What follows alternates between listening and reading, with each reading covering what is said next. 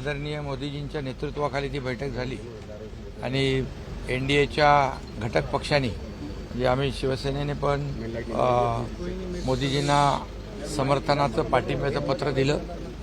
खरं म्हणजे हा ऐतिहासिक आजचा दिवस आहे. आमची तसं बघायला गेलं तर शिवसेना आणि म्हणजे बाळासाहेबांच्या विचारांची शिवसेना आणि भारतीय जनता पक्ष ही वैचारिक जी काही आमची युती गेल्या अनेक वर्षाची आहे आणि त्यामुळे एक समान विचारधारा असलेले दोन्ही पक्ष आहेत. त्यामुळे एक आनंदही आहे की सलग तिसऱ्यांदा आदरणीय मोदीजी या देशाचे प्रधानमंत्री होत आहेत आणि 10 वर्षामध्ये त्यांनी जे विकासाचं काम केलं, देशाला एक प्रगतीकडे नेण्याचं काम केलं. आता येणारे 5 वर्ष जे आहेत या 5 वर्षामध्ये देखील देशाला एक वेगळ्या उंचीवर नेण्याचं काम किंवा देशाला आर्थिक महासत्ता बनवण्याचं काम मोदीजी नक्की करतील.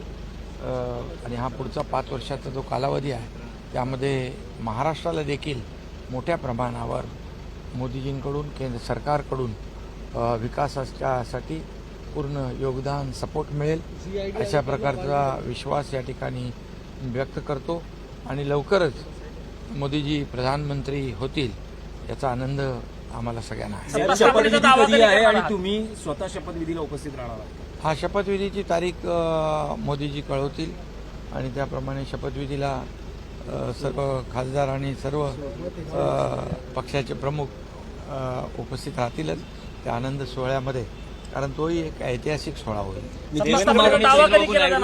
समर्थनाचं पत्र दिलं. हा, त्यांनी पत्र दिलं, शिवसेनेने पत्र दिलं, सर्व घटक पक्षांनी आज पाठिंबा दिला आणि सगळ्यांनी सह्या देखील केल्या. त्यामुळे सर्व एनडीएच्या घटक पक्षांना देखील त्यांनी देखील आपली ती पाठिंबा आणि मोदीजींना शुभेच्छा दिल्या. त्या बैठकीमध्ये हे अतिशय चांगली बैठक खेळीमेळीच्या वातावरणामध्ये झाली. चर्चा झाली आहे,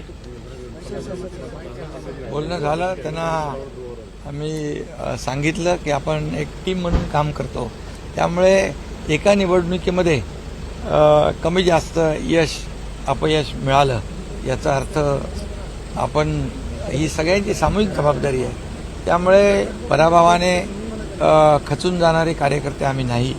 त्यामुळे त्यांनी देखील सांगितलं की हे लोकसभा निवडणुकीमध्ये जे काही कुठे आपण त्रुटी राहिल्या, काही आपल्याकडून राहून गेलं आणि विरोधी पक्ष जे आहे की एक नरेटिव्ह सेट करण्यामध्ये काही प्रमाणात यशस्वी झालं की संविधान बदलणार, आरक्षण जाणार, अमकं जाणार, तमकं जाणार, एक भीती निर्माण करून जी काही मतं मिळालेली आहे त्यांचा संभ्रम नक्की दूर होईल आणि ज्यांनी संभ्रम पसरवला आहे त्यांचे खरे चेहरे लोकांसमोर येईल.